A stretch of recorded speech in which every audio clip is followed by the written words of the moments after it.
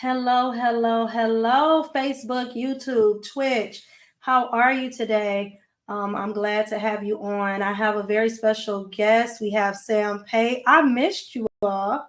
I missed you so much. I feel like it's been a long time since I've seen you, but we're going to do a show today and we're going to talk to Sam Pate. If you've been following me, then you know that Sam Pate just got out of Angola prison after being incarcerated for 29 and a half years, almost 30 years. He was sentenced to 594 years for a crime he did not commit. So, for anybody watching, and if you've been paying attention, we're going to have a question and answer, a live question and answer time with Sam. We've been getting a lot of feedback, a lot of questions, and we're going to just discuss it. Please feel free to enter in your questions, any things you want to say, any questions that you want to ask. And I'm just happy to be here tonight. I hope you are happy to have me. So I'm going to bring Sam in. I will not delay. We're going to have some different content coming. So I want you guys to know that. But we wanted to finish this series and we wanted to talk about this very serious subject. So I'm going to bring in Sam. Hey, how you Hello, doing? hello. Hello, Sam. How are you today? How you feeling? I'm fine. I'm fine. How you doing? I'm doing good. So first, I want to start by saying, I want you to tell everybody, how long now have you been out of prison? Um, I've been out since July 14th this year, so I'm closing in on 90 days. October 14th to make 90 days I've been out. Awesome, awesome. So anybody who's been paying attention, I've been interviewing Sam. He's been talking about his experience in Angola prison. Angola prison is in Louisiana. It's like one of the worst prisons in the United States of America. Very inhumane conditions. It's been a lot of controversy surrounded by Angola prison. And it's a lot of things that just been happening recently. So, Sam, I wanted to talk real briefly about what happened recently. I don't know if you've seen the article, but if you follow me on Facebook, then you've seen that I posted the article about how a judge ordered every minor that was incarcerated in Angola prison to be moved immediately. Now, when you think about prison, you think about people 18 and over. You don't think about how many children are in there. And in Louisiana, like I said, it's one of the most inhumane prisons in the United States of America. Like the things that go on there is things that you hear about going on in like third world countries. It's like Right. not something that you're used to hearing. So it was just so crazy to me to hear. But a judge just ordered, and I know we've talked about it previously and on previous shows about how many children are incarcerated. Right. In Louisiana, they got there's a lot of guys that are up there with life sentences that they received when they were like 14, 15. The building that they just removed the juvenile offenders out of, it was for minors, but the minors that they had there, the building was condemned. The building is one of the oldest buildings erected in Angola. I mean, so it's the building material used there right now you couldn't use in building a building a similar capacity.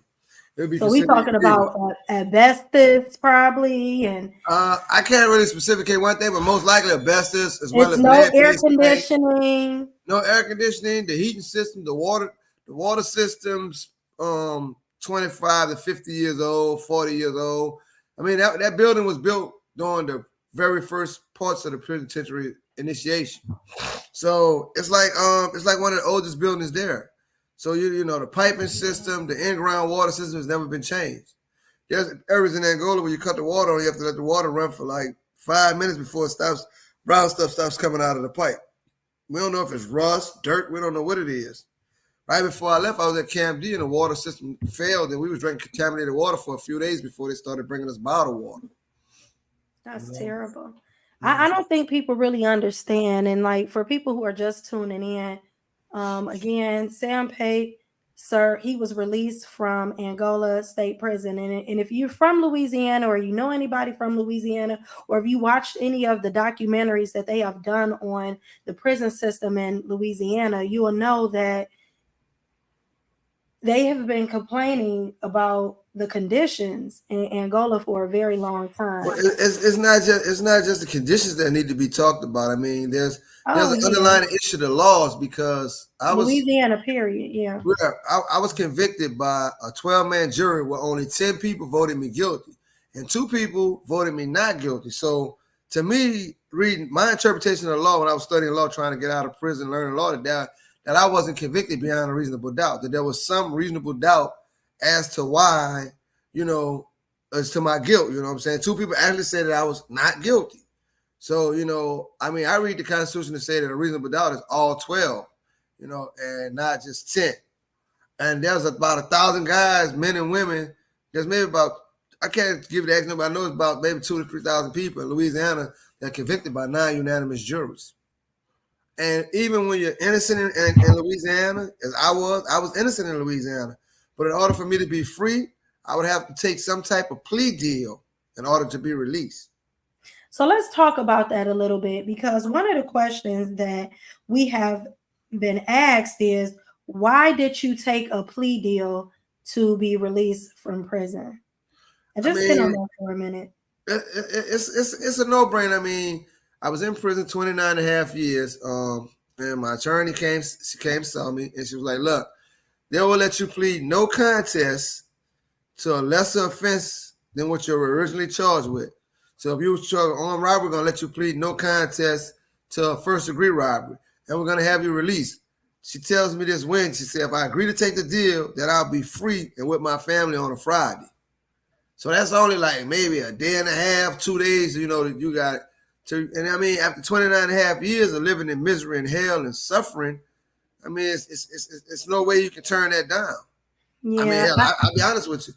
I probably would have pled guilty if they'd asked me to plead guilty just to get out of there, you I know? mean, I understand, and it's a whole lot easier to fight the prison system from outside the prison system than being inside. But Like I know when I talked to your sister, I know that she stated that one of the things that she was fearful of, and she said, just get out, like by any means necessary. You had been in there for 29 years. She was like, she didn't want you to fight it, even though she knew you could fight it and get money. Your life is worth a whole lot more.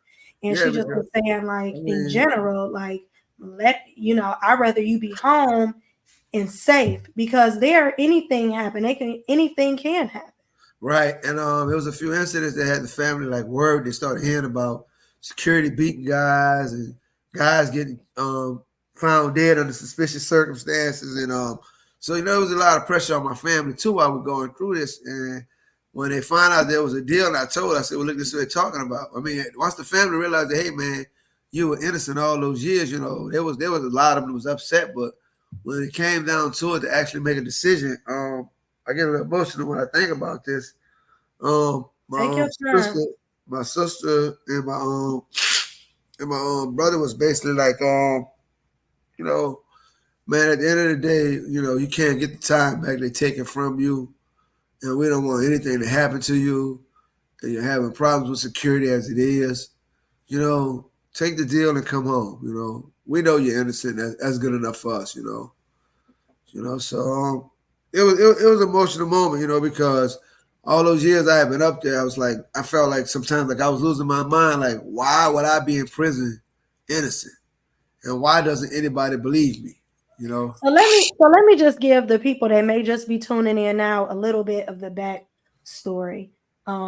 Sam served 29 and a half years in prison for a crime he did not commit. He was up on appeal. In Louisiana, they have very outdated slavery, Jim Crow established type laws when it comes to their prison system. And they don't play by the rules. They will No. fight, they will cheat, they will lie. It's just the truth. They will plant evidence. I mean, they have done all this. So he was on actually appealing his case. And they knew that he had enough evidence to have his case overturned because of the prosecutor. I mean, not the prosecutor, but It was a the combination detective, of prosecutor misconduct, police detective. police misconduct, falsified documents, judicial misconduct because the judge and the DA was discussing what type of sentence they was going to give me before I even went to Before you get trial. convicted. Yeah, so they was like, we're going to convict you. We don't care about, how we're going to convict you. And the judge actually said this to the district attorney, which is illegal for a district attorney and judge to communicate behind the scenes like that. He said, find Mr. Pate guilty, and I'll sentence him to hundreds of years of the 23rd century. And it was just that simple. It was just that type of discussion. And these are not just anybody. These are like the first district attorney, the first assistant district attorney office. She's currently a judge on the bench. They forward all the documents to her to prove my innocence, and they forwarded to her and told her to with specific instructions. Wouldn't want anything to come out to jeopardize these convictions. These were specific instructions when they forwarded the documents to her, and she's currently a judge now. But she was the first district attorney that we're sending you some documents that may jeopardize the convictions against Mr. Sam Pate.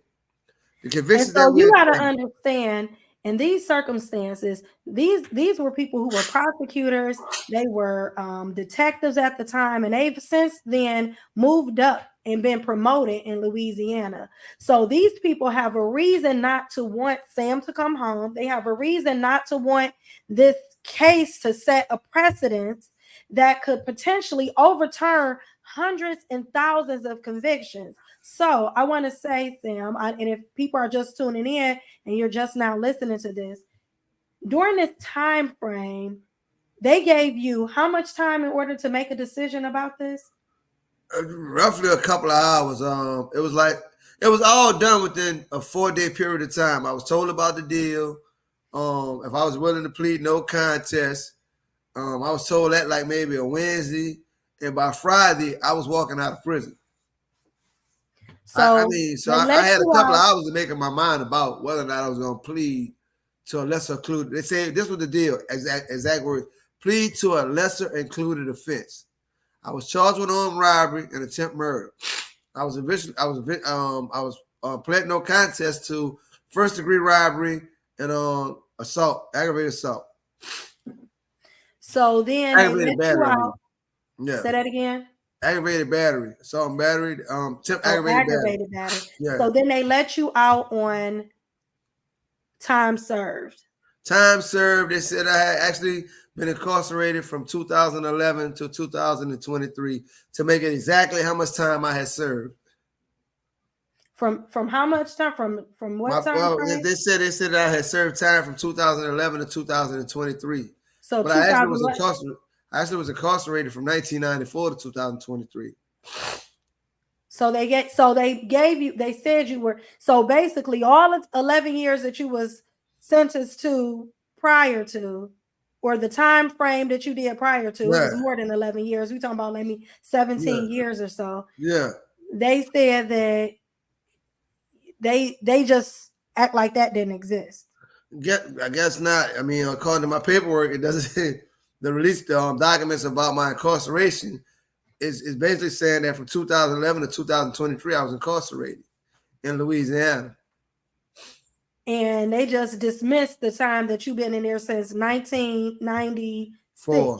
1994. I was arrested in 1994. I was arrested when I was arrested in 1994. I mean, there was absolutely the night I was arrested, there was absolutely no evidence that I had committed any crime. It was just, you know what? And I was charged with 19 counts. The only fact of the matter was that I was only tried on 6 of them. It would basically close the books on every case that was unsolved. They pretty much put it on me because the descriptions, the evidence, the time frame. Some of the crimes occurred the same night. Matter hours, maybe minutes apart, and there was no way I could get from one crime scene to the other crime scene. And there was so many police reports written by one detective that they went in a guy's house with a search warrant. He was the guy that actually committed the robberies. They came out of his house with him and another guy. This guy had a watch that was taken in a robbery. He said he brought it from the man who actually committed the crime. Some kind of way the detective let this guy write a statement under 2 different names, his real name and his known alias name, blaming a string of crimes on me that had never occurred, that had never been reported, never had occurred. And I ended up somewhere between being initially said that I had killed someone. That's what the guy who actually committed the robbery said, I killed somebody. From the moment he said I killed somebody till me being charged with robberies, there was like a whole string of crimes that he said I committed that never occurred. If they did occur, they were never reported to the authorities. And I know this is like so hard for some people to believe and even understand that this is actually happening, that this detective actually planted this amount of evidence. But for you that don't know, I had a detective friend of mine who did not want to come on camera, but I had him read over all of your transcripts that we received from your lawyer. So your lawyer sent me a zip file of every single thing that had to do with your case, like everything, every piece of paper, all of the testimonies, all of the video, right? Like the audio recordings. And it's not just when you look at what you have that shows that I'm innocent. Look at what you don't have that makes you say, well, why you don't have it? I mean, there were 19 counts and there were 19 photographic lineups. You will not find any photographic lineup that I was allegedly There was picked out not of. one. Because the police, they're claiming that they can find certain documents like certain pages of police reports, certain pages of witness statements they have blacked out and say that they're redacted or work related. But these are statements that directly prove that I wasn't a criminal, that you blacked out to keep me from using them to present a defense that may have possibly swayed more jurors to say that I wasn't guilty. So, I mean, we know that it was just basically, they pretty much let an innocent man do 29 and a half years of time for a crime he didn't commit, planted evidence. And like I said, I had a retired detective friend of mine read through your whole entire zip file. He read through every single testimony, read every single statement, everything. But because of he's retired, he wants to, protect himself. He travels back and forth to Louisiana, and it's a lot of even the lawyer that was supposed to come on. I mean, that people are scared of retaliation. People that are there in Louisiana right now, they're scared of being retaliated against. This guy here, the detective who falsified a lot of documents on me, he's still a current police officer. So then the first assistant who hid the documents that you currently have, she's currently a judge on the bench who's running for re-election in November. The prosecutor who prosecuted me, he was ran out of the district attorney office for alleged corruption, that he was paying offenders in jail to come to court and say that guys made jailhouse confessions to serious charges, such as murders and stuff. So because what did they do with him? Didn't they let him retire? Rather than him resign. Rather than open up all the cases where he found people convicted of, they let him resign, and so Louisiana, I just want to state this. So Louisiana, what you're saying to me is that Louisiana judicial system allow a detective that they know falsified documents, admitted that was a district attorney. It was a district attorney. I'm sorry, not a detective, a district attorney. That's the one who prosecuted me, and they let him resign rather than open up cases that he had already prosecuted guys and found him guilty of. He was just like I don't know if you remember the incident during Katrina. There was a guy named Henry Glover. Police officer had killed him and shot him and put him in a car, and they brought him behind a levee and set him afire. One of the police officers that testified in my trial, he was the officer that was charged with helping them cover up that crime.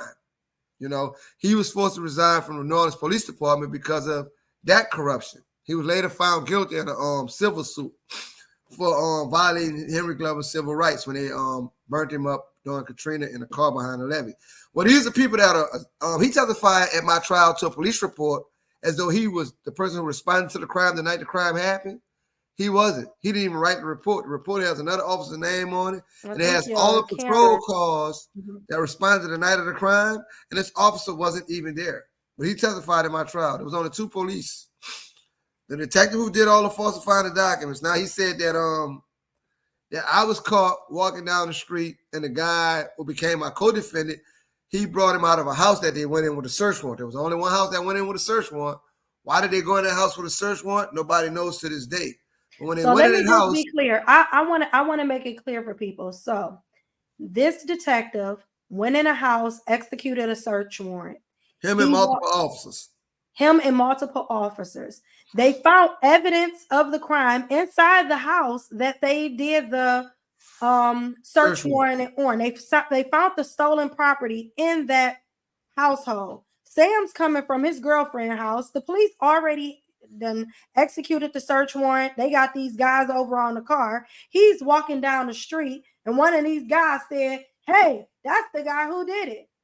Nothing tying him to the evidence, nothing tying him to the people, nothing tying him to anybody. He don't even know these people. And basically, they was like, "Oh, you get over here." And they took him and all these other people, rounded them up. These people don't, now these other people, they all know each other, right? They're all friends. Let's just say it's 4 people. They all friends. Actually, it was 21 guys that night. I'm sorry, 21 people. And Sam is the one that nobody knows. So, of course, they blame everything on him. He did it. And they took it and they sent him to prison for 29 and a half years.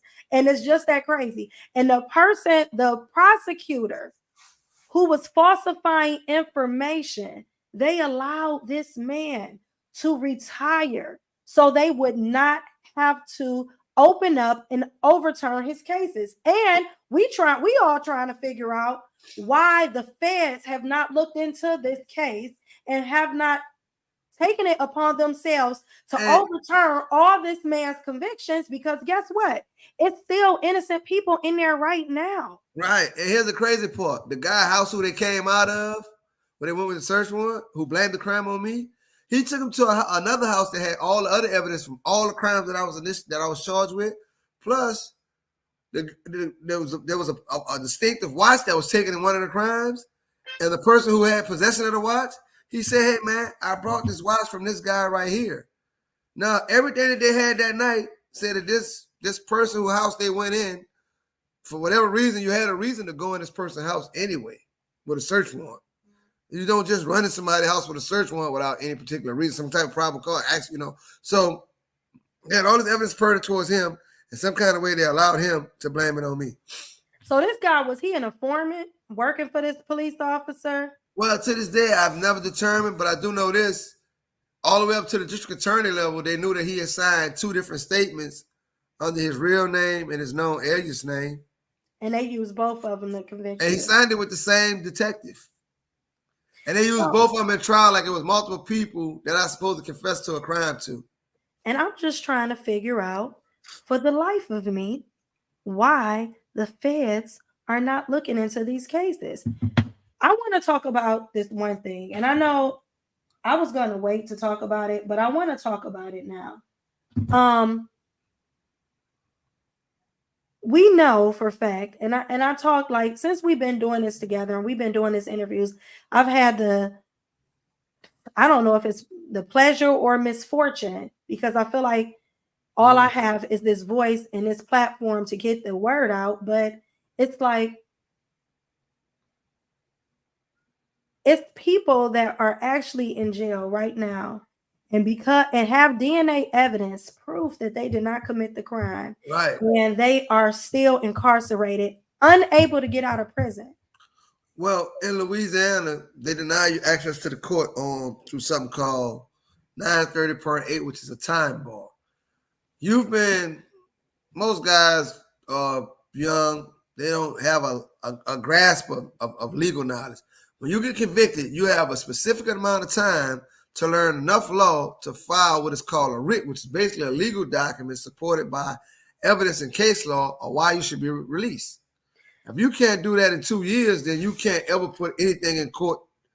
Just say you don't do it in 2 years and you get somebody else saying, well, look, I did it, he didn't do it. You still can't put that in court. Even if they have documented evidence. They'll tell you that you can do something called actual innocence or newly discovered evidence. There's a ways around 930.8, but they're very, very, very, very hard to get around. With all the evidence that I got, that I had to prove my innocence, I didn't actually get around 930.8. I went in with 926. All right. And that I actually tried to do. You're reciting the Ohio Revised Code. I mean, not Ohio, the Louisiana Revised Code. That's right. Louisiana Criminal Code of Procedure Revised Code. So these rules that they have that they implement, and guys can't learn law because, I mean, They got lawyers that went to school for years to be lawyers. You're giving this guy 2 years to learn enough law to get himself out of prison against a deck that's already stacked against him. I mean, he can't. There's guys right now that have, like, I had been telling my family for years, the evidence that I knew, things that happened that night, but we never had paper documentation because it was hid away from us. We got lucky. It's like hitting a lottery to find the documents that we found to prove my innocence. And they still hiding documents from me right now today. There are pages of police reports. And still had you confess under duress. Well, they had me plead no contest, which was, I mean, like I say, it wasn't even no contest, and then they found you guilty, but it was under duress though. No, well, no contest is basically saying you're not challenging the whatever they're charging you with. But what happened was, because it's under duress, because you can't. There's no way that you can tell somebody after living. I mean, I can go on for weeks, years, decades of what prison is. Just what it is on top of your mind, your body, your spirit, and they tell you, here, man, you got a couple of hours to make a decision to leave this misery and go, to the one place that you always dreamed, prayed, and thought about for the last 29 and a half years. I mean, there's no way, that you can say no. No, it's not. I mean, that's like 1,000 times out of 1,000 times. And the thing about Louisiana, because they don't like to compensate people that are wrongfully convicted, they make everyone who's wrongfully convicted they either make you plead guilty and just say, we'll resentence you to credit for time served, or plead no contest and say, okay, you'll plead no contest, but you'll sign a waiver of rights in order to get out of prison. If you don't do that, if I wouldn't have took the deal, I would the no contest plea, they could have fought me in the courts for another 2 to 7 years. And they all crooked anyway. So would you really want to leave? Yeah, why would I want to take a chance? Yeah, would you really want to leave it up to them? I got railroaded the first time. Exactly. And why would I go back into a system I already feel that's rigged? You know what I'm saying? It's rigged for me to lose. Knowing that if I go back and I win, you're going to have to compensate me for all this time. I don't know what that equates to, but it's more than Louisiana's willing to part with, because they actually was not going to budge on giving me any type of plea deal unless I signed the waiver. And they've been getting away with this for years. And someone asked, like, some of the questions that I've been asked, like, since we've been doing this, is why you didn't get help with the Innocent Project. We tried to contact the Innocent Project in New Orleans when we got the evidence. We had a good lawyer with the attorney that I had representing me, and we was fairly confident that she was going to do something. But I had reached out to the Innocent Project multiple times, telling them I do not have the resources to get this file, this DA's file, but this is what's supposed to be here. And even when my family did get the file, the Innocent Project gave us a bureaucratic runaround. I mean, it was like the ones in New Orleans didn't want to have anything to do with my case, seemed like. I mean, because we tried everything to get it to somebody, calling, trying to fax it. My little brother actually put my case up online. There was more people that worked in Angola who saw what was going on with my case. We tried to get it to the Innocent Project multiple ways, and there was never any way to get to them. It was like roadblocks. So we just got tired and just, just prayed and just waited on the results that we have now. Mm. And someone else asked, why didn't you sue the city of Louisiana? Basically, or are you going to sue the city of Louisiana? Basically, we're thinking about it. We're having some attorneys right now looking at the case, seeing if I do have a ground, because, like I said, I signed a waiver under duress when I took the plea deal. I mean, because everybody like, man, when you know you're innocent, when you really see the documents, because we're going to be putting documents up of my case, when you really see the documents and the fact that this was deliberate corruption to put me in prison, by multiple different agencies, the district attorney office, the Orleans Parish Police Department, the Orleans Parish Judicial Office. These were 3 different distinct agencies that work collectively and individually to put me in prison. When you see that, you be like, well, why did you take the deal? But you got to realize that, living that life, living in that place there, man, I mean, that's not living. It's like miserable. It's days where you just like, man, you know what? I wish I wasn't even on earth anymore. And you have to fight that. And I was going to say, like, a lot of people don't understand too is like they're like, well, why would they just pick you out of everybody all over? Why would they just pick you? No, they didn't just pick him. This is a whole systematic procedure that they have to incarcerate a slew of black men that we know for a fact are innocent. It's a person right now. I don't remember his name, and I feel bad that I don't, but we talked to him. Who do you remember his name, Sam? Who Um. basically they have DNA evidence. Oh yeah, you're talking about Malcolm Navarro. I can't pronounce his last name. He has DNA evidence that proved that he didn't commit the crime, but for some reason, and he was locked up since he was a juvenile. But for some reason, they will not let him put it in court. And he's been trying to contact the Innocent Project and a lot of different other people, but he doesn't have the resources. And keep in mind, when he came to prison when he was 15, 16 years old, and he had a whole lot of other issues that didn't allow him to get the education. Plus, this is during the time of his formative years, so he didn't develop Mentally. And then you're developing in a place that's not meant for you to be developed. It's abnormal. It's an abnormal It's an developmental abnormal process. environment. Right. So that's like me. I tell people from abnormal to normal, it's like I was in the abnormal environment so long it became normal. And now I'm in a normal environment. At times it feels abnormal, but it's for some reason in Louisiana, I don't know about other states in Louisiana, it's just a culture of fear of challenging the system, to making the system do what it's supposed to do correctly. The system runs itself and it has nobody to govern it and say, hey, you can't do this. There's And it's nobody in like they Louisiana all telling the work system of together. Louisiana, hey, you can't do this. It's like they all work together to be corrupt, and they're more corrupt than the people that they say they are incarcerating that are But they're all supposed to be. related. They're The all whole system is related. related. It's related through in-laws, marriages. When you look at the Department of Correction system and prison enterprise, the number one entity that operates and leases the convicts from the Department of Corrections, it's a family affair because you're married to this person's relative and that person, and that's just what it is. I mean, there was articles done about it, about the nepotism that's involved. Just like in Angola, if you come in and you're related to a certain family, you'll be a colonel or major in a matter of 2 to 3 years. When there's people that have been there 15, 20 years have never seen a promotion, but it's all because of the family name that you're related to, you know. And that's how Louisiana is, period. Yeah, it's what they I call mean, a good old boy network. yeah, it's the good old boy network. And anybody who's ever lived in Louisiana or know anything about it, that's literally how it's ran. We're not exaggerating this. And it's just an extension of slavery. They got rid of slavery and they created these laws to still keep slavery in play and intact. Let me just give you this. In Bossier City, Louisiana, there's a position called police juror. For the first time in the history of this city, there's a black person, and she's a female running for this position. No black person has ever held it in Bossier City. And a black female, I can't call her name right now, she's the first person to run for elected position in that city, in Louisiana. In that city. So, and that this just is shows 2023. And it's 2023.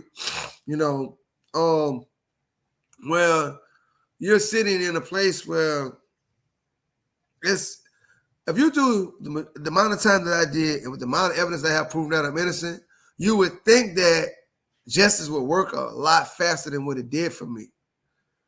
And believe it or not, justice almost did not happen for me. Because if I had not took that deal, there were two distinct possibilities. One, that the court system could deny my writ and say that I was untimely filed or use one of the procedural bars to just say we're not letting you go regardless of what you got. Or two, like my sister told you when y'all had y'all personal talk about the fears that she had of me not making it out of there alive because of what was going on at the time. I mean, if they thought that you were going to win, they would have took your life. And I don't think people don't really understand, like, because they're looking at it from like being up here up north. This is not something you would hear of, right? Right. It's not something that you would hear in the north, right? And so it's hard for people where I'm from. You're in Florida, you Yeah, from Louisiana, I'm from Louisiana, but right. here up north, it's unheard of. Like And something like this could even happen. There's so many checks and balances. Yes, and there's some innocent people in prison here too, I'm sure, but but it it's won't be so blatant as this. it won't be so blatant. It won't be so much corrupt, so much evidence to the point. And then when they find out, once it really gets out, like, oh, this is what's happening, there are so many ways and avenues that you can take in order to get things listened to, turned And over. here's what made my life. What made me really. I didn't really understand it till a couple of guys in prison were like, well, bro, we know you've been holding your own weight since you've been here, but right now we really need to surround you, because what you have going on in your case is that this police officer, he's put quite a few guys up here with life sentences. If you can prove this guy was corrupt, and when you look at what he did to me, his corruption is without a doubt. Who else did he do this to? How A many lot other of guys people. did he do this to? And when you look at this district attorney and his judge, this is a whole court section that I've come through. During this time, everybody who come in front of this judge who was laughing with the DA said, oh, just find him guilty. I'm going to sentence him to the 23rd century or give him a couple of hundred years. And he made good on that promise because he gave me 594 years and 6 months. And 594. he said that he was going to give me a couple of hundred years of the 23rd century. So when you look at all this here, this was just, and look at all, and then now there's a judge that's sitting on the bench who said, "Oh, I'm a moral and just judge." But when you was a first assistant in the district attorney's office, you aided and abetted in the crime of stealing 21 years of my life. So you were corrupt then. Who's to say you're not still corrupt? And you're a judge on the bench right now. So you're looking at people's careers. You're looking at a lot of guys' convictions. You're looking at a lot of different things that made a lot I of people mean, that you were involved if with the my feds case fearful for my life. if the feds got involved with this case, if they got your zip file and it was turned into the feds and they went through this and they went and said, you know what, we pulling all of this man's cases, all of his records, and we're gonna see how many times this one kid or person write false statements in Yeah. somebody's trial. If they did that, right, they would have to pull every single case that he ever did and let everybody out and see if they had enough evidence Or to see if the convict him. evidence wasn't tampered with like it was with mine. But it's Here you have here we went to trial, and at trial, my attorney said this. He said that is not Mr. Pate in the photographic lineup. This can't be him. This guy's much too big. The height and some kind of way you can read in my trial testimony. And now you can't find out one photographic lineup with my picture in it because now we have facial recognition and all this, and you can say, well, it's him. Put it in. No, that's not him. You can't even find a photograph. And right now, even though I'm free and I'm glad, why are y'all still denying me? I just want to know why the evidence is being hid from me still. You're still denying me oh, you access know to why. certain documents. You're blacking out to my work related or redacted. The only person who these documents can hurt is me. Why can't I see them? Oh I no, mean, they can hurt a lot. They don't I want you mean, to see them. allegedly, these documents only concern me. But you won't let me Yeah. see them. No, they These don't are want people you to saying that see I them. supposed to ran this way, I supposed to did this. You won't even let me see them. No, they don't want you to see them because they know if the federal government got to them, if the right person saw those documents, it would be no denying the fact that they did what You they did, only and it's and no denying it now. keep in mind the documents that you have. That's only that's some of the documents, but you're still missing a vast majority of that file, and all of that was hid from me for 29 years. The file is almost. I looked at all that paper. I was like, well, what could they hide something like this here, and how? This many Mm, documents, this many proofs of my innocence. mm, mm, mm. So let me ask you a question. This is another question that came up that people wanted to know the answer to. They wanted to know, did you testify in your trial? Like, did you get up on stand? Okay, at my first trial for the foreign robberies, I took the stand. I testified truthfully. I came from a friend's house. But basically, they didn't ask me nothing about the night I got arrested because I got arrested a couple of days after the crime occurred. So now they say, well, where were you at on the night of this here? I had an alibi. They never subpoenaed my alibi witnesses. They claimed they did. They just left the subpoenas at the foot of their doors. They never saw anybody physically. They testified to this as fact that, oh, we knocked on the door, nobody answered the first time, so we just dropped serve. Okay, so that's one problem. So when I told them where I was at and everything that night, and I was trying to bring up some stuff about how many people was in the detectives bureau, because they basically swept through LJs in the neighborhood I was in, and they picked up every black male. And the prosecutor did just like this here. He said, was this guy here, which was a 16-year-old, was this guy here, which was the guy who made one statement under one name, was this guy here, which was the same guy who made the second statement under another name. He said, did anybody tell you, bitch, take your charger, some stuff like that? But he never read what was said. We didn't find out till decades later that these guys made statements that actually conflicted, actually was what that other guy lies. said. Yeah, we didn't find out till decades, like 2 decades later, we finally was able, almost 3 decades, we finally was able to get the statements that originally, that he said I was supposed to kill the lady. No lady ever got shot or hurt. And so then the other part is some of the 21 people that they picked up that night stated like they didn't know you and they never seen you and they didn't know who you were. Only 3 people. One guy, see, it appears when you look at my record that there's 4 people that made statements on me out of 20-some people. It was the 16-year-old, it was an adult, and it was the guy whose house they went in who they let make 2 statements under using 2 different names, right. 2 different last names. And so, and these guys, the crimes they said I was supposed to commit, like I said, they never happened or they never was reported. And I ended up, I can't defend myself against something I know absolutely nothing about. And my co-defendant, he actually said that he got the watch from the guy who made the statement, whose house they went in, whose house he was found in.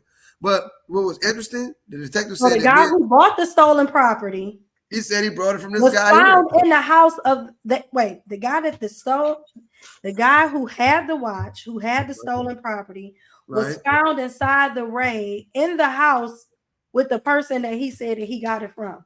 Right. And that was the person who signed the statement under 2 different names. And why did they let an innocent man go to jail? And took the people out there. But here's what you got to understand, too. This is one thing I want you to understand. Now, during the police reports, they said that they seen me walking down the street and this guy supposed to turn and say, hey, he the one killed that lady. But when we get to trial, none of these scenarios that I'm telling you happened. The detective who falsified all the documents, he alleged that me and my co-defendant were apprehended together. But everything you have in police reports before I went to trial said that my co-defendant was in this man's house and I was found walking down the street. When we got to trial, the entire statement and testimony and the other 20, the people that make up the 21 guys that were taken to the Texas Bureau that night, the guys that made statements on me, none of them people's name came up at trial. Nothing came up that other than me and my co-defendant were together when we were apprehended. And if the prosecutor didn't bring it up, then it was like you can't on the stand, then it ties the hands of your lawyer from being able to bring it up. Well, especially because he didn't know. Right. We didn't know. We didn't know about these statements at the time. That was one problem. We didn't know that they had all these different police reports written for one crime. It was like this don't fit what the victim said. We're gonna change it up here. We're gonna change it up here. And all these police reports, there's like a different narrative in there. And when we get to trial, like I said, you said that this happened. He went from perm A, perm B to perm C. When you get to trial, you say he went from perm C to perm J to perm F. And that didn't happen like that. So we, to this day, I tell my lawyer. And that's not the evidence that you have. That's not the evidence that you received in discovery with your lawyer. No, that's the evidence that the police initially, the officer who falsified all the documents, he originally wrote a narrative that said that my co-defendant was caught in this guy's house and that I was caught walking down the street. But when he come to trial, he said that me and my co-defendant were together and we were looking at an undercover officer walking. So why didn't your lawyer then say, that didn't happen? That's not, why didn't he object to that? To this day, there's a police report. The police report that we had at trial does not reflect. Um, it says everything I said it says, but my lawyer, for some reason, he just didn't object to it because the trial was like, Did you have a public defender? right. And so he didn't do too much, you know. And once he seen that the DAC was sticking against him, it's like he gave up halfway through the trial. You know, it was luckily that I had my jury thing because when you go to trial, there's a non-unanimous jury. Most public defenders will not say, "Hey, man, what was the jury tally?" You know, they'll just say, "Okay, you found it good to go ahead." There was a guy who actually went to Angola and did like 20 years thinking that he was convicted. And when they got his jury poll slip, he wasn't. It was only 9 people. He had a hung jury. So wait a minute. So it's the guy in prison in Angola. He got out. He got out. But he was How in long Angola did he with me. do? How long did he do? He did a decade at least because he was in prison with me for at least 10 of them. So he did. And he never because he years. Hold up. I just have to take this in. So it's a guy who went to trial, thought he was convicted. Come to find out, he had a hung jury and should have been able to go on about his business that day. Or he'd have been retried, one or the other. Or retried, and they just sent them to jail for 10 years. Well, yeah, and because nobody polled this jury when he got found guilty, the jury foreman misquoted and said guilty. But when you look at the actual document, he was on a hung jury. And I know that this sounds like, I know that people who are listening in, I know people who are okay. Let me give you. It's beyond being able to fathom like that this is really actually happening. Okay, let me give you an up-to-date case because I still talk to some guys in Angola. There's a little guy, Kyle Alexander, and they studied Kyle Alexander. He was a juvenile with an adult and got arrested and convicted and received a life sentence, right? The adult that was with him during the course of the crime, later on he had some type of he came to a moral reckoning where he took full responsibilities for what he did. And he signed the affidavit basically saying that, hey, the night of the crime occurred, that this little kid, he didn't have anything to do with the crimes. I did everything by myself. But I didn't want to say that back then because if I'd have said that back then, I'd have a life sentence. And he still got a life sentence, you know, but you're not going to admit to a crime that's going to give you a life sentence. So basically, he let Kyle go along for the ride. So now he signed the affidavit saying, look, man, you know, I lied on this dude. It's not right that he just spent all his life in prison for 14, 15 years old. He's still in prison. And Kyle got him. He signed the affidavit. And of course, they gave him an oral hearing, but they will not rule. If me and you was on a crime together and I say, hey, man, you know what? I just didn't tell y'all the truth 20 years ago. She didn't know I was doing a crime. She didn't know a crime was committed. She didn't have anything to do with it. And you would still be stuck with a life sentence with me. My word. But now if I'd have said, oh, yeah, you was with me and I blamed it on you and I come back and say, well, no, I just lied to try to get me a lighter issue. They don't want to hear that. My word was good enough to give you a life sentence, but it's not good enough to get that life sentence off you. Whew, it's crazy. I know that like being from here, I mean, not being from here because I'm from there, but living here for as long as I've lived here, this is not, in my formative years, I lived in Ohio. So for the most part, I live down south a little bit. We living in Ohio, I think the mind state of the people is different up there. From the times I've been up there, the mind state is different because like here, there are cases where a guy was arrested and handcuffed behind his back in Louisiana. In some kind of way, after being pat down the search, he took a gun and shot himself in the chest, but he was handcuffed behind his back. And they'll let that ride. And they'll let that ride down here. They'll let that ride because I know where you live at. The communities are so small and rural, you know. There's still axe handle law down here, you know. Right now, I've been advised not to even go back to Louisiana, you know what I'm saying? There's still axe handle law. As you shouldn't. You know, when you say axe handle law, what are you talking about? Police will actually beat you worse than they did some of these guys we see on TV, and there'll be no complaints about it. You know, this guy, one of the guys in my case, an officer, that guy, he was forced to resign.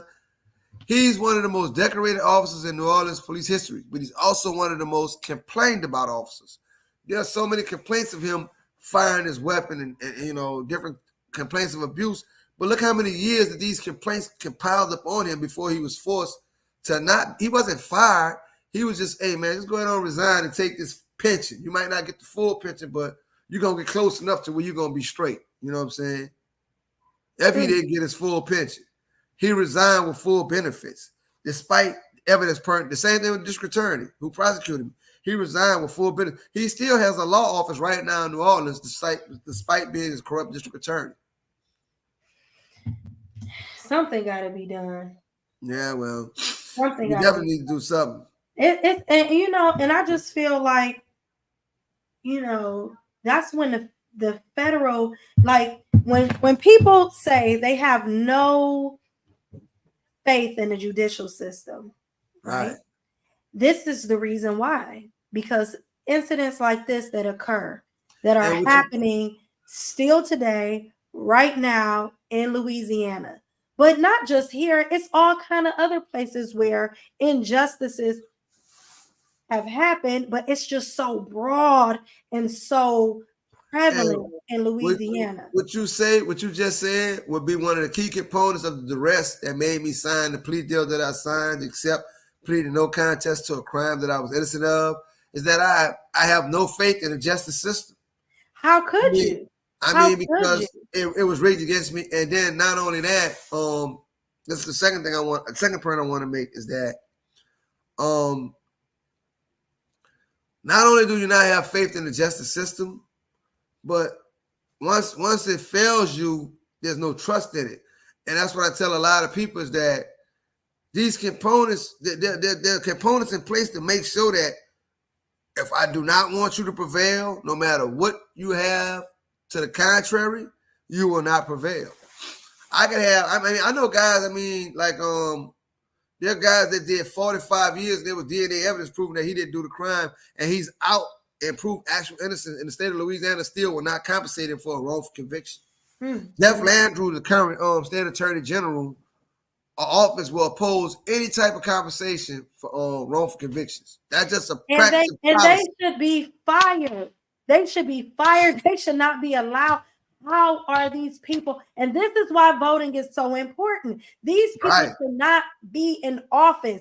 As many Black people that live in Louisiana, as many Black people that go to the different festivals, as many award shows and different things that happen in Louisiana. Black excellence, people that are coming to Louisiana, spending their money, people with degrees and, going to Southern University and all of this different stuff in a Louisiana state.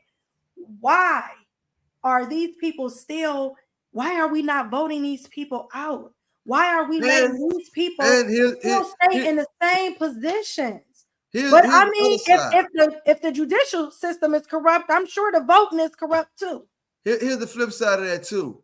A lot of elected officials in Louisiana, they're invested in companies that operate strictly within the penal institutions. They operate parish jails and DOC facilities, the canteens, the clothing orders, the phone companies, the people that because they make mops, they make brooms, they make mattresses. I was a welder. We used to make mattresses. We used to make bunk beds and beds, and some of this stuff was outfitting for ships. So they're heavily invested in these prisons. And keep in mind, for what? We make beds out of iron. Sometimes it was outfitted for ships. For ships. I wonder what kind. I hope not government ships. No, I hope not military ships. No, probably not. Probably like state ships and stuff like that. And here's the thing. It's like in the tag plant. These guys are printing tags up. All right. And one team on a tag plant machine might print 10,000, 15,000 tags a week. Nobody in that entire building makes over $64 a month. But one tag sells for what, $40, $50?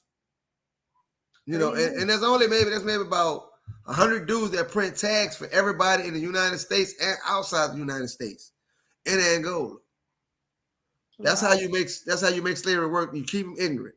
I wasn't allowed to order certain books that I wanted to get. certain things I want to educate myself over. You know, that's why right now people ask me consider going to college. I'm like, I'm 51 years old, being a freshman, but I'm actually thinking about it because you know when I was on the college campus, I was like, this could have been me. You know, if they It hadn't should have stolen my been. life, I could have been a college student. I could have been a graduated college by now. You know, Mm, and that's what it gets me ain't too most when late. I'm out. That I see the things that I could have been. Mm. You know. It's heartbreaking to me, and it's it's beyond repair. I know, we coming to the end of our time, but before we get off the phone, get off the phone. Look, Yeah. before we get off The the air. air, off the podcast, I want to say, I want to talk about.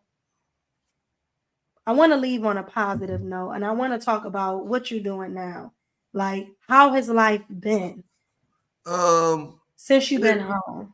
it's been some ups and downs. I mean, I started dating. I'm looking for a job. Um, I'm actually about to get my apartment. Try to get my own apartment. I've been out to some community events.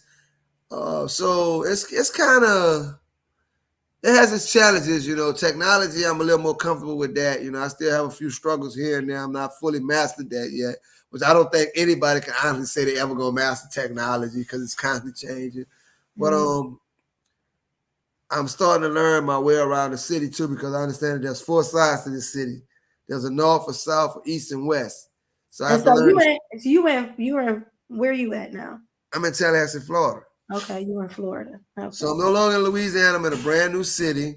And like Mm-hmm. sometimes when guys be calling from Louisiana, be like, "Where you at?" And I be like, "I don't know." They say, "Hold up, how you don't know?" I say, "Man, and I really don't know." And where I'm at, but I know I'm free. Now what freedom is, I'm still working on that, finding out. I'm enjoying it. It's like there's so much about this world that I don't know that I have so much curiosity to where it's like I'm not gonna lie, it's hard for me to keep my attention on one thing because I see so much I want to experience. Yeah. So what are Um, you have anything big coming up? Anything planned? Anything happening in the next couple uh, months?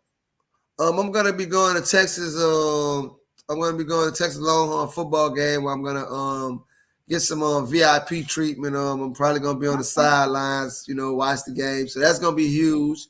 Um, I'm thinking about changing my look, getting a haircut. I got Okay. a nephew.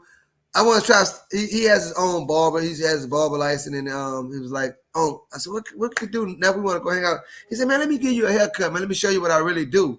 So I was like, you know what? I think that'd be cool. I've been locked up his entire life. He's a Mm. grown man now. He's having serious issues in life. He started his career and things. So I really want to go there. I just really want to see just how talented he is. So it's a lot that's going on. And so you Um, how are you getting there? Are y'all driving or? oh, that's the crazy part. I'm taking my first airplane flight. I'm 51 years old. I'm fit to get on an airplane. What? Um, That's I'm awesome. afraid a little bit. I've It's never gonna done be it. okay. Once you get on the plane, you're gonna love it and you're gonna always want to be on the plane. Well, where I live at, there's airplanes right by airport, and I see them coming in low. Like when I first went outside, it was an airplane, and it was so low. I'd never seen an airplane because the airport's right here, and it was Mm-hmm. so low. I was like, I almost broke out, kind of like running, like because I didn't know if he was going up or coming down.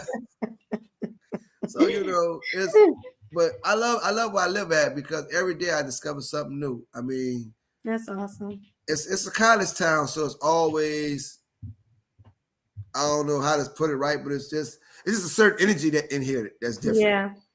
It's It's different. like new beginnings, the Right. start of life, Yeah. the hustle and bustle of learning and finding things anew because there's so many young people there. But that's a good thing because even though you are what 50, you said 51? 51 and in good Even though shape. you in good shape, even though you're 51 years old, this is like the beginning of life again. Yeah. I And, mean, at the end of the day, one of the things that I would really want you to take away is that, um, this unfortunate doesn't seem like it even expresses the amount or the magnitude of what they took from you, right? Right. But And, what they couldn't take from you, you still have. And the fact that you are free, healthy, vibrant, ready to learn, willing to right. learn, you know, excited about life, and they couldn't break your spirit. And so for that, I'm like really, really grateful. You're amazing. Your testimony is amazing. I'm sure I see book deals, I see TV shows in your I know it's a future. lot going on, but I I see want, I all want, kind of stuff, and I'm I, just excited for you. I want to say this here though to my family, the people, everybody who supported me and watched the show. I mean, it still hurts my family a lot, and I see Yeah. the impact it has on their life, and I'm like, you know what? Look at me, man. I really, really survived it. It was a messed Yeah. up deal. Sometimes y'all see me get emotional, but I need that sometimes too. But everything I've been through, it was for a reason, and I survived it. Maybe it's to inspire y'all. Maybe had I not went through what I went through, your life would have been different than what it is right now. Because my brothers say me being in that place kept them from getting in the streets or putting themselves in bad situations. Because I always told them, you can make one bad turn, and it can cost you the rest of your life. The girl offered me an opportunity. I always think about this. I could have spent the night at her house and probably never would have seen the inside of prison. Mm. That one decision to go home, I could have just stayed there and did the cuddle thing, and probably never would have seen prison. And I mean, and I always think that one decision, you know, that And one your second reason split for wanting to decision. go home was a good reason too. But Yeah, it's just I know that probably over the years you probably contemplated that one moment. What if I would yeah. have just stayed at that house? What if I would have just stayed there? But I will say that I can't even say that I can't say that this was never supposed to be a part of your journey. It No, wasn't. And it was not supposed to happen to you. And it's not supposed to happen to anybody. And but I will say that but I, I I do feel like the best for you is yet to come. I think I was uniquely equipped for this journey. You know what I'm saying? You know how I growed Mm. up. My mom, the stuff she instilled in me, the men in my life, and I think that had I not had those people for the 22 years of freedom that I did have, I wouldn't have survived this journey. You know what I'm saying? And I think the people that came along the way, I can't say enough about my baby sister. There was That's a times where beautiful person. crazy as it may sound, well, I didn't have my own strength. I had to use her strength to keep moving forward. So making it through all that now, I just hate to see my family still suffering. It's still impacting their lives, And I'm like, you know what? We're gonna get through Well, this. the good thing is that even though they still hurt for you, they also are going to be here for the impact in a good way. You Right, know, the impact that is to come, the blessings and the beautiful journey that is ahead of you. right. Um, and I'm great. I'm excited to be a part of that journey with you, and I'm excited to see what's going to take place and what's going to happen in your life. And I know it's going to be amazing. I can see it. And you are a wealth of ideas. You have a wealth of things that you're trying to do. It, And I it, know that all of them are going to happen too. it's like I close my eyes, and when I open my eyes, it's like somebody smiling at me with another blessing. I'm like, because when this thing with the football field with the Texas Longhorns and some of the other things that just came my way, opportunities, a guy asked me, said, man, I'm going to therapy. I talk about a lot of times when you see me, I'm talking on my platform, I'm telling guys that's behind the wall what it's really like to try to transition. The stuff that guys don't want to talk about, getting your health in order, getting your benefits in order, making sure your finances in order to survive in today's world. Well, I had anxieties about crowds of people, and a guy was like, you know what, I can help you with your anxiety. And he was like, I said, okay, what you got for me? Talk to me. He said, we're gonna jump out of the airplane with a parachute on my back. And I looked at him like, man, you tripping on stuff. But I mean, it was like the opportunities. I mean, I've never held You free enough to do it if you wanted to. yeah, I mean, I held the bird. I held the bird there the price that this bird was worth, I'm like, I mean, everybody see me with the picture on this bird, but they don't really know all the stuff I know about this bird. And I'm like, wow, this bird almost like a car on my shoulders. And so I'm showing God, I'm like, I'm a kid. I'm enjoying life. I'm gonna go roller skating. I went roller skating. I'm gonna go bike riding. I'm gonna do some things, because I don't know what a 51-year-old person my age does for recreation out here, who he hangs out with, other than the close-knit people, Team Diamond, my sister, my family, I don't really socialize, I don't know where to go, what to do. I've never been to a bar. I don't drink.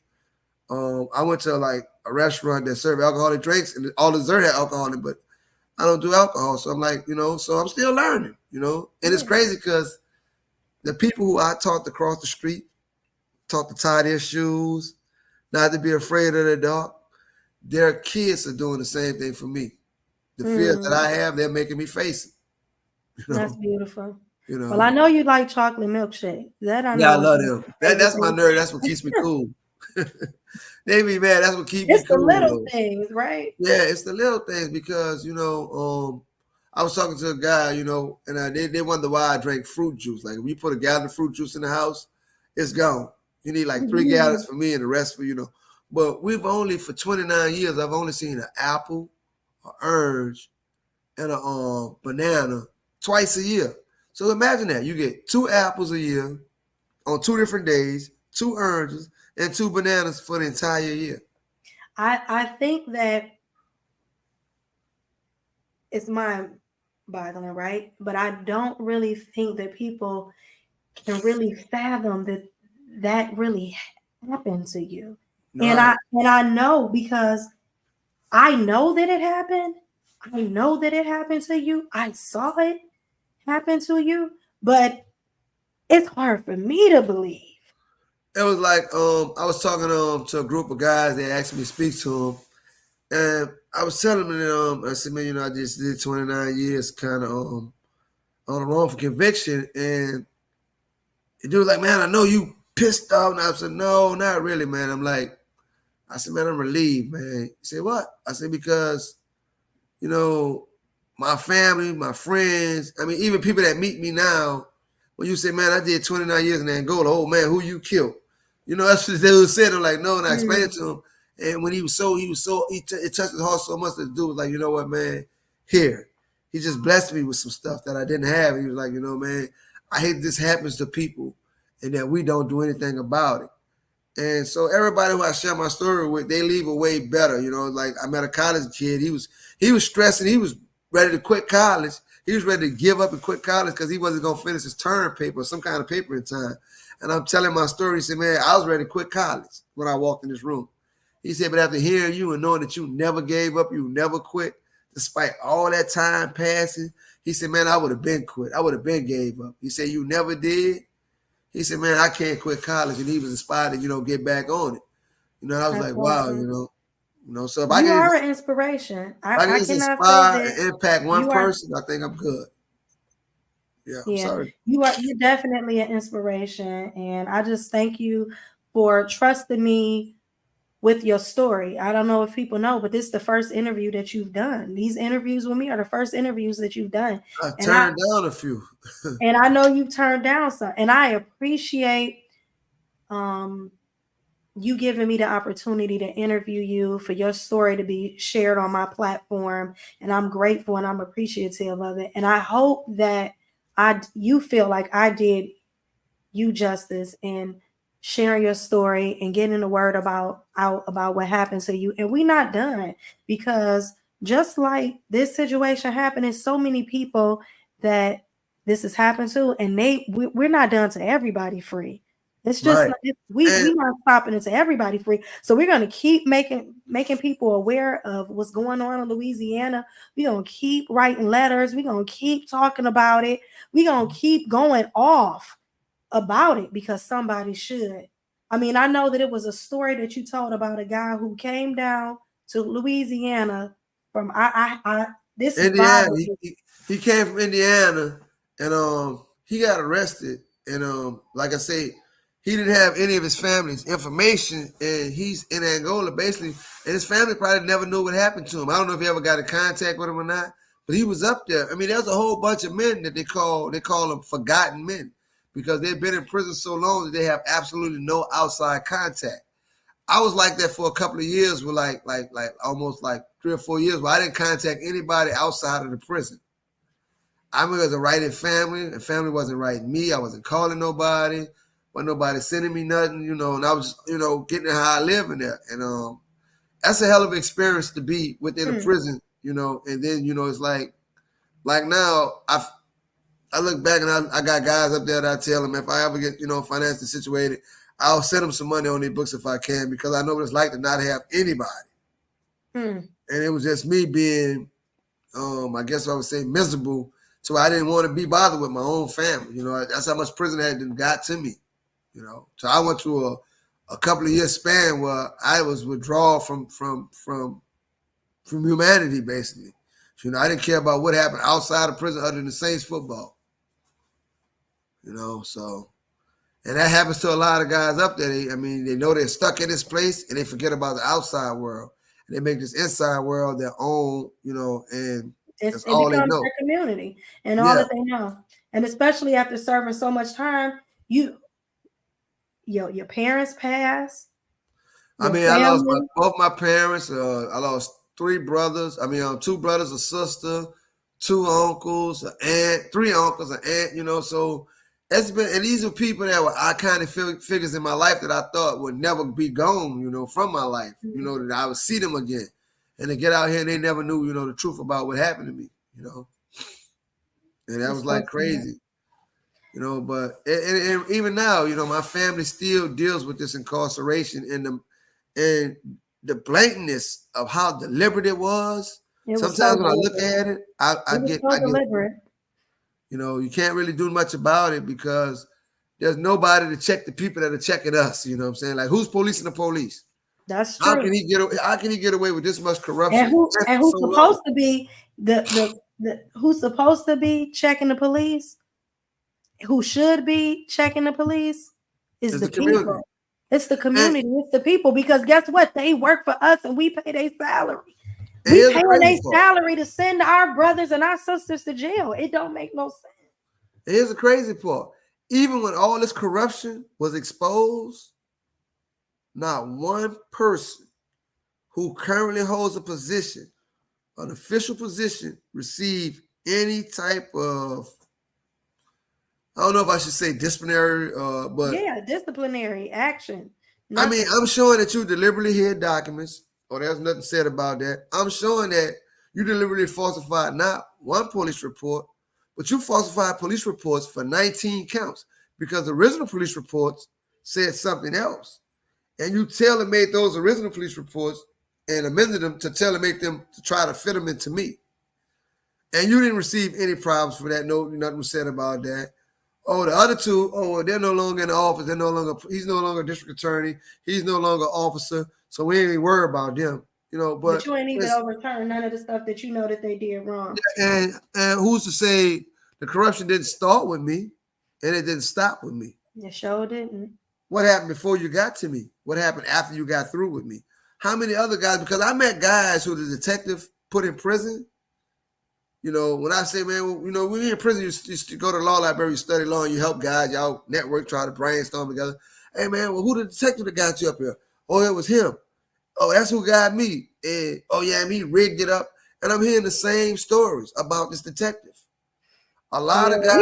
You know what? The one thing that I want to see happen, and I hope really comes from this, and what I'm shooting for, and what I'm trying to do, is I want the feds to look at this case. I want them to get this file, because they gonna get it. And I want them to look at this case, and I want them to go over it and see all that has happened that was corrupt. And then I want them to go back to Louisiana, and I want them to get all of those cases that he falsified documents on. Right. The prosecutor that helped them and seen it and let it overlook all the documents that they blacked out, that the feds can get it. So I want all of that stuff to be looked into. Or find out why does the photographic lineup supposed to be in this file that you have all these thousands of documents in here, And I got every photographic lineup number, and I got his evidence number when it was logged into the evidence room. But why does this document that's supposed to be in here with these other thousands of documents that you have, why do all these of a sudden distinct gone. pages, why are they missing? How could every photo now here's the mind. You have a document that when you stack them up, they're like maybe, they like, and these are all 19 different counts. Why do these 19 different counts?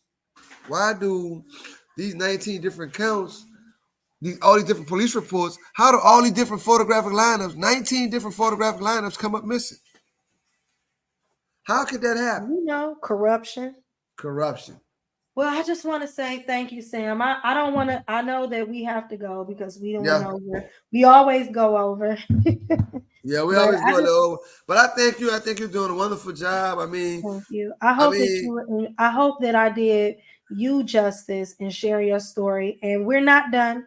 We're yeah. not done. We're Yeah. not done bringing light to what happened to you, but I, not just you, but all the other people that have experienced the same thing and went to jail at the hands of this prosecutor and this district this attorney and this district police attorney and the officer police and officer this crooked judge. and the But judge. I can't wait till we show them the actual documents, if we're ever able to show the actual documents after everybody gets through looking at it.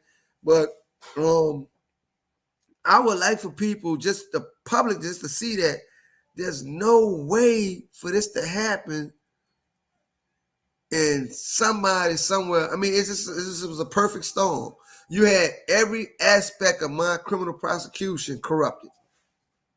And it's just sad. And I know that you're not the only one.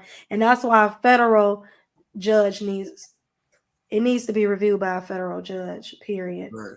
So on that note, we're going to leave on that note. I wanted to leave on something positive, so I'm going to leave on this. The best is yet to come, Sam. That's right. Don't be discouraged. Don't stop doing what you're doing. Keep on moving on. Keep fighting the good fight. Keep speaking about the things that you're speaking about.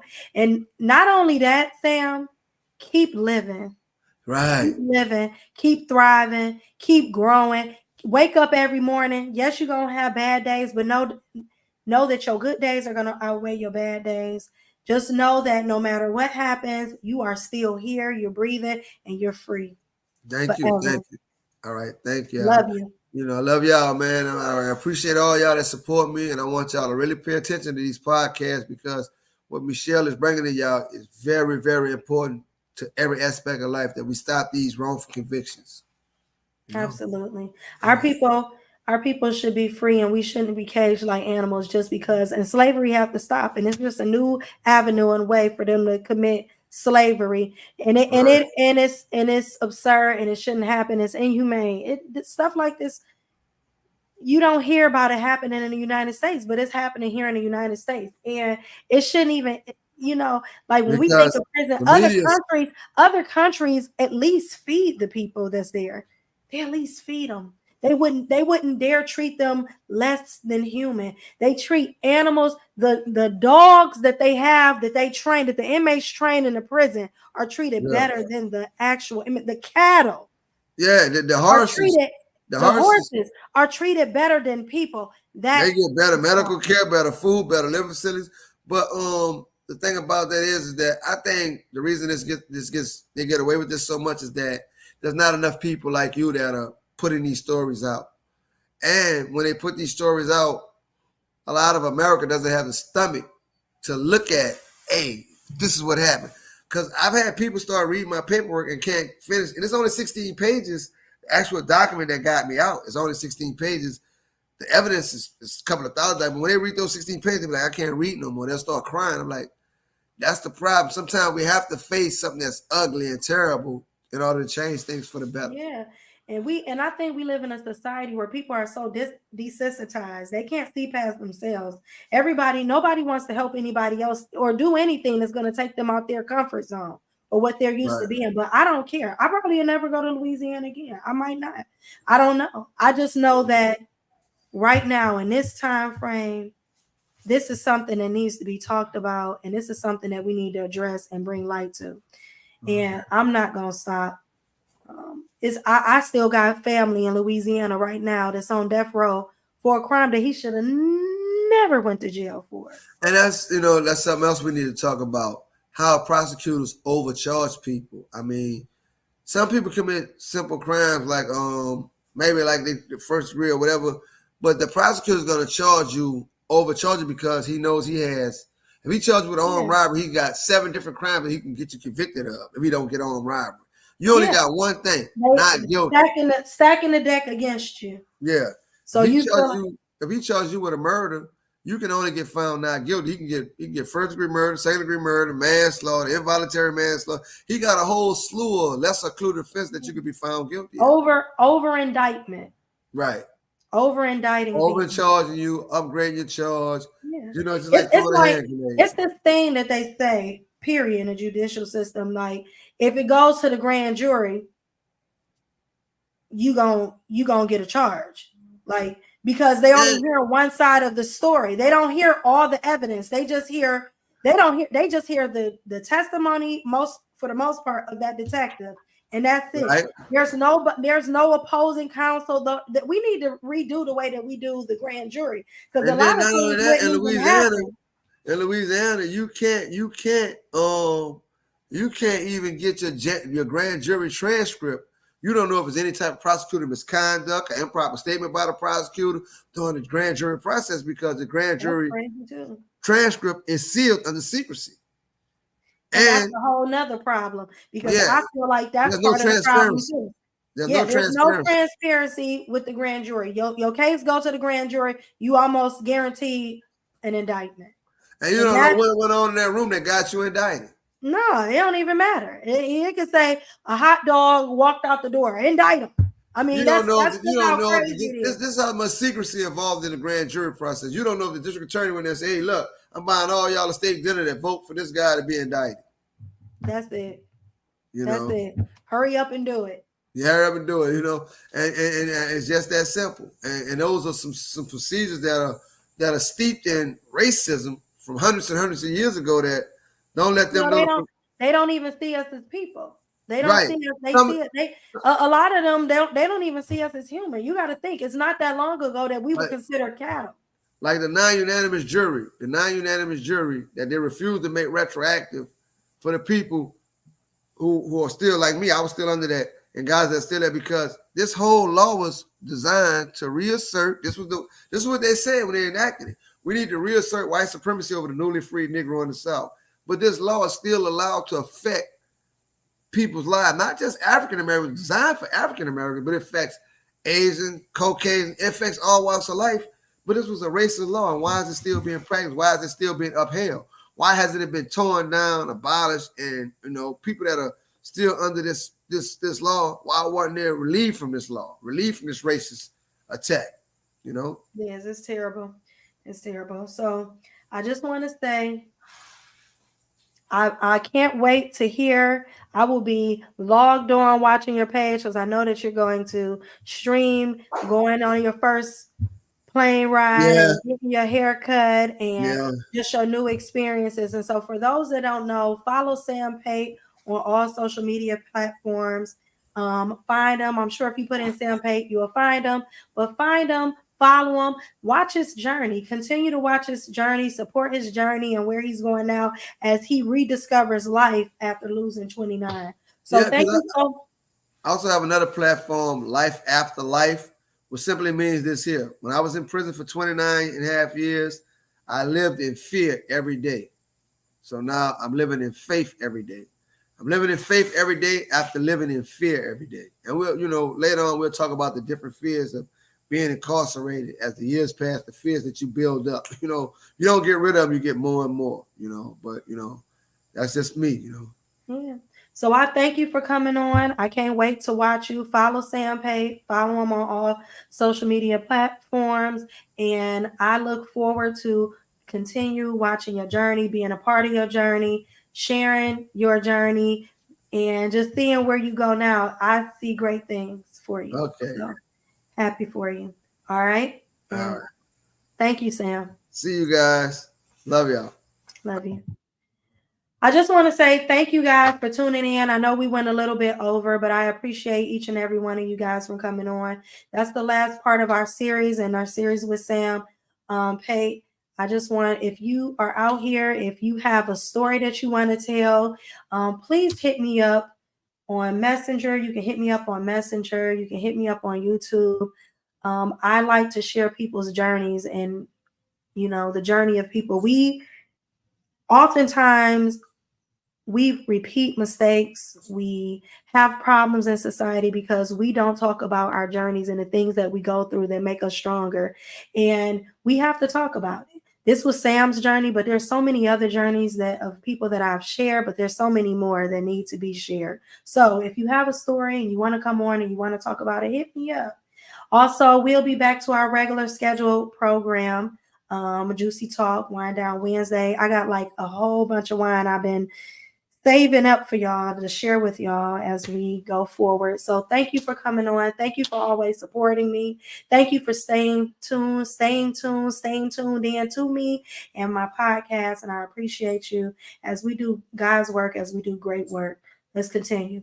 Peace. Love you.